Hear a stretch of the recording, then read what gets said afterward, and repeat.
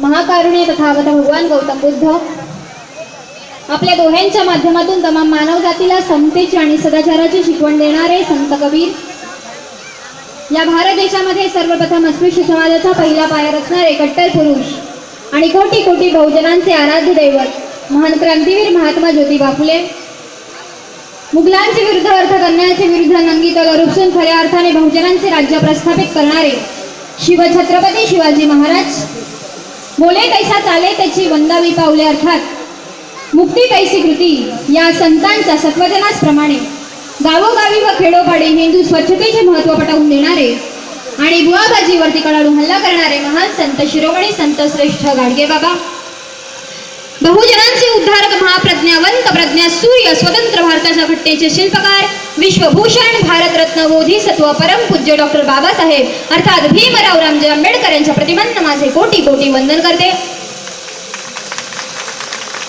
तसेच माता महामाया, माता महाप्रजापती गौतमी, माता यशोधरा, माता सावित्रीबाई फुले, माता जिजाई, माता रमाई आणि माता भीमाई या सर्व महामातेंनाही माझे कोटी कोटी वंदन करते.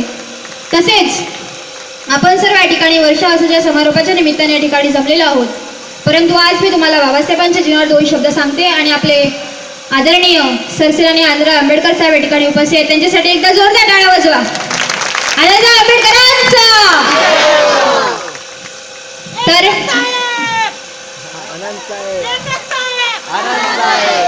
तर बंधू भगिनींनो, या ठिकाणी तुम्हाला या ठिकाणी सांगावंसं वाटतं की आजही आपल्या समाजाला प्रबोधनाची गरज आहे.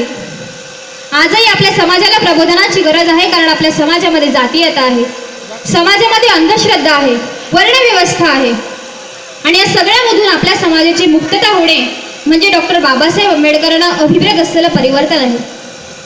आणि मग हे परिवर्तन जर आपल्या ठिकाणी करायचं असेल तर आपल्या विचारांमध्ये आपल्याला बदल करायला पाहिजे.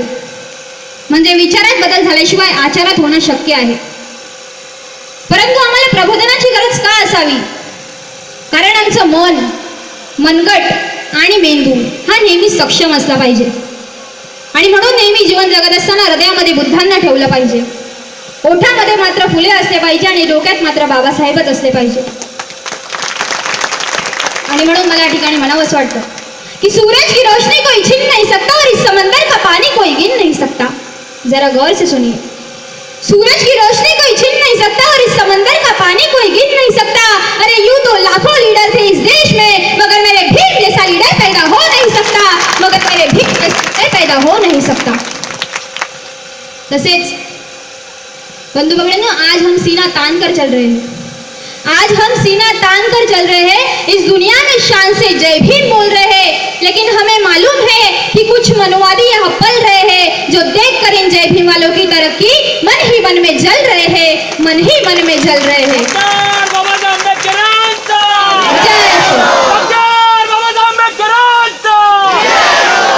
परंतु बंधू भगिनींनो, बाबासाहेबांनी सांगितलेलं होतं की जळणाऱ्याला जळू दे, विझू नका. जळणाऱ्याची जळून जळून राख होऊ द्या. बाबासाहेबांनी जळू दिलं. कोण जळत होतं बाबासाहेबांवर? पंडित नेहरू, सावरकर, लोकमान्य टिळक, अगदी गांधी सुद्धा बाबासाहेबांवर जळायचे. हे सगळे जळत होते, हे सगळे बाबासाहेबांवर जळत होते. परंतु घटना लिहून घ्यायला मात्र बाबांच्या पायावर लोळत होते. हे बाबांनाही कळत होते, कारण युगायुगाच्या जनतेचे विघ्न कळत होते. म्हणूनच बाबासाहेब तळमळत होते, म्हणूनच बाबासाहेब तळमळत होते. आणि म्हणून मला या ठिकाणी म्हणावं असं वाटतं की रे बेईमानी करने वालों, तुम्हारे पास ईमान नहीं है. अरे बेईमानी करने वालों, तुम्हारे पास ईमान नहीं है. जानते हो तुम कि भीम जैसा कोई विद्वान नहीं है. अरे संविधान बदलने वालों, अपने औकात में रहो, क्योंकि तुम्हें अपने बाप की पहचान नहीं है, क्योंकि तुम्हें अपने बाप की पहचान नहीं है.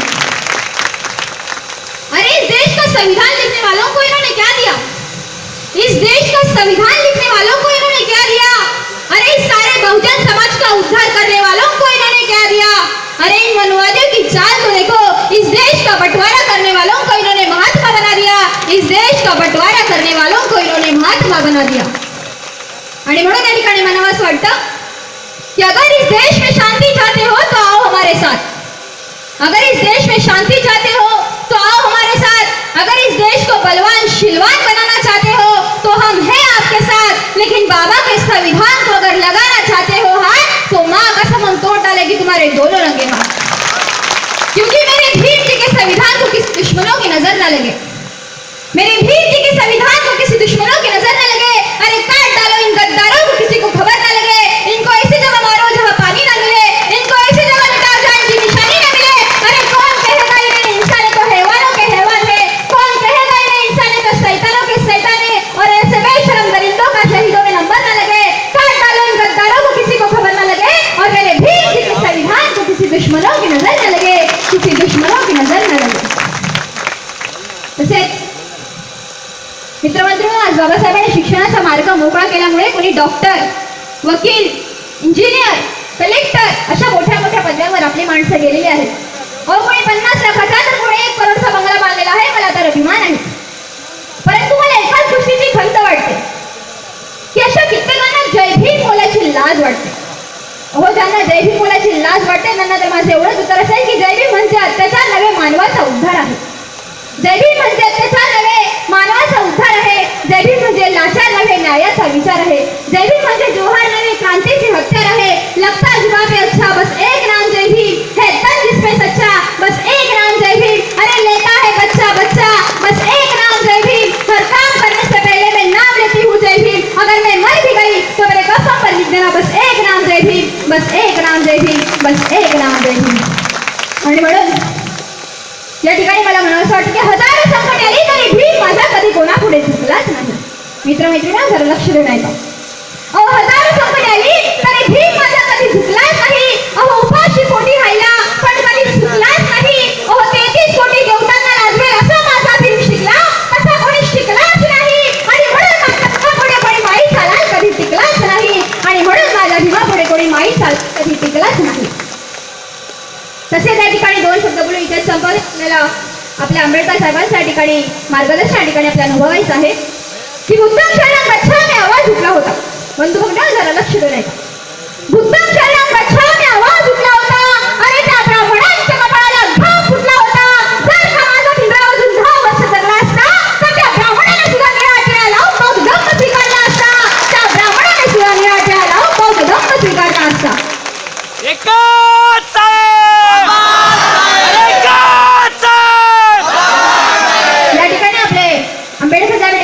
त्यांच्याबद्दल 2 शब्द बोलते आणि तेच सांगते की अन्याय अत्याचाराविरुद्ध त्यांच्या मनामध्ये धगधगती आग आहे. मित्रमैत्रिणींनो, जरा लक्ष देऊ नका. अहो, अन्याय अत्याचाराविरुद्ध त्यांच्या मनामध्ये धगधगती आग आहे. गोरगरिबांच्या सुख दुःखामध्ये नित्य त्यांचा सहभाग आहे. जरा लक्ष देऊ नका. परत बोलते, अन्याय अत्याचाराविरुद्ध त्यांच्या मनामध्ये धगधगती आग आहे. गोरगरिबांच्या सुख दुःखामध्ये नित्य त्यांचा सहभाग आहे. आणि आमच्या अनंतराज आंबेडकर साहेब हे तर खरे भीमाचे वाघ आहेत, हे तर खरे भीमाचे वाघ आहेत. आता सर्वांनी माझी पाठीमागे जोरात म्हणायचं की डॉक्टर बाबासाहेब आंबेडकरांचा, डॉक्टर बाबासाहेब आंबेडकरांचा, अनंतराज आंबेडकर साहेबांचा. एवढे बोलून माझी 2 शब्द संपवते. जय भीम, जय बुद्ध. यानंतर जी बुद्धिस्ट सोसायटी